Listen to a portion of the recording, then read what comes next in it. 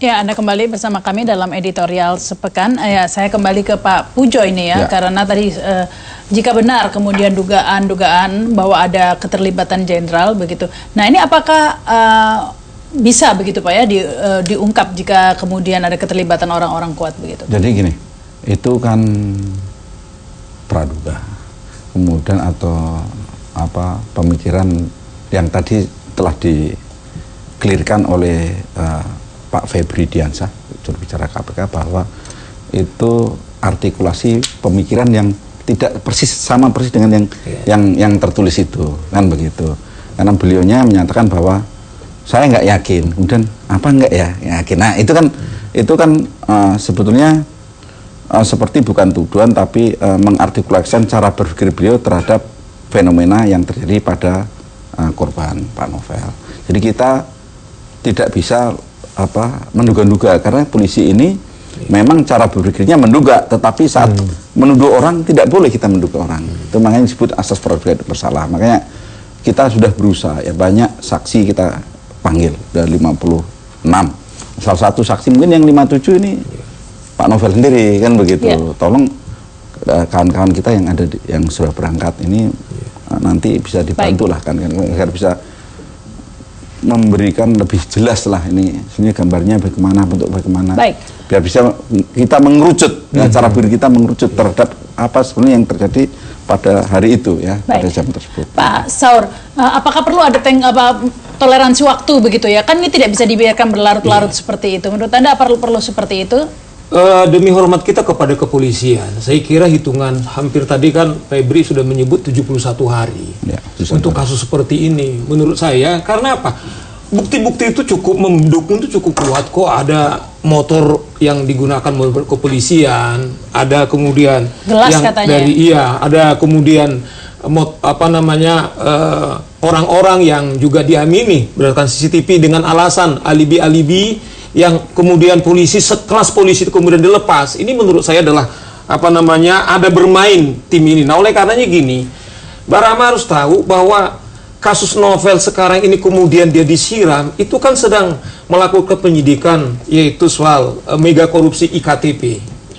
Bukan tidak mungkin banyak penumpang-penumpang dalam konteks setidaknya begini, dari fakta hukum, bahkan jangankan seorang jenderal terlalu kecil, Pansus sendiri itu satu kelembagaan sendiri itu dibentuk untuk menyasar suara Novel, karena mereka bilang ini adalah untuk kasus yang lain yang selalu masih isunya adalah Miriam, bagaimana Miriam itu bisa mereka paksakan.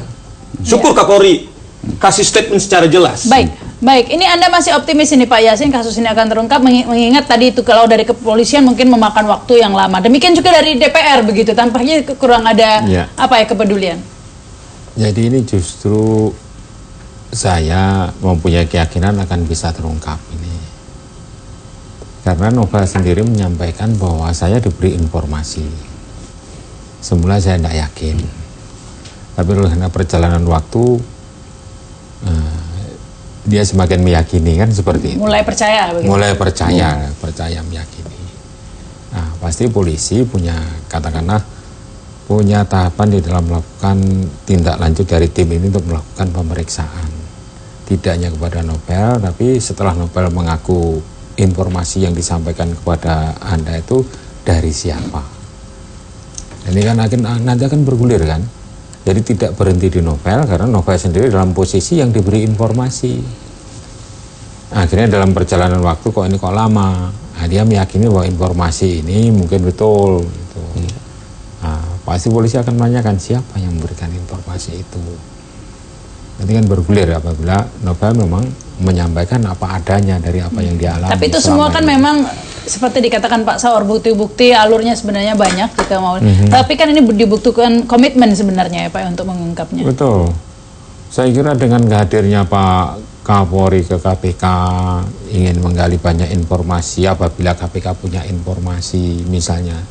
Kemudian juga yang disampaikan oleh Pak Febri tadi kan juga Pak Presiden pun memerintahkan Kapolri untuk menangani kasus ini. Jadi artinya ini bahwa ini bukan suatu kasus yang diabaikan, memang kita meyakini masih undergoing proses, hanya memang tingkat komplikasi atau complicatednya kasus ini kan berbeda-beda.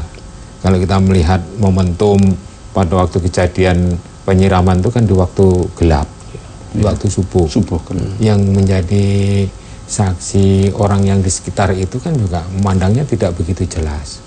Barangkali kalau Nobel juga bisa mengungkapkan kronologis ancaman-ancaman sebelumnya, orang yang mengancam itu seperti apa, apakah sama dengan yang naik motor misalnya yang itu.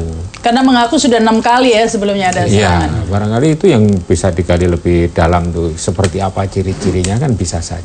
Baik, kita harus break dulu ya, kita lanjutkan lagi pemirsa, kami akan kembali setelah pesan-pesan berikut ini.